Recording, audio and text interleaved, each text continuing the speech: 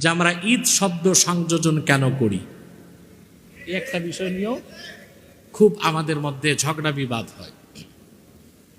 বা কোনো কোনো ভাই বলেন ঈদ তো দুইটাই, ঈদ উল ফিতর, ঈদ উল আজহা।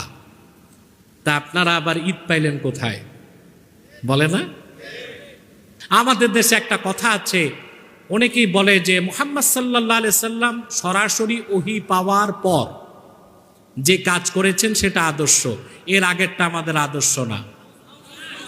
না, এটা হচ্ছে মূর্খ লোকের কথা, কোরআন হাদিস ও মারেফত সম্পর্কে অজ্ঞ মানুষের কথা। মানব জাতির নেতা ইব্রাহিম আর তার পুত্র হযরত ইসমাইল, দুইজনকে দিয়ে আল্লাহ কাবাঘর সংস্কার করালেন। পরিবেশ আস্তে আস্তে আল্লাহ কত সুন্দর করে মক্কাকে আস্তে আস্তে সাজালেন, আস্তে আস্তে সাজালেন। সুবহানাল্লাহ। কারণ মক্কা হচ্ছে আখির নবীর আগমনের মঞ্চ। সুবহানাল্লাহ। আদমকে দায়িত্ব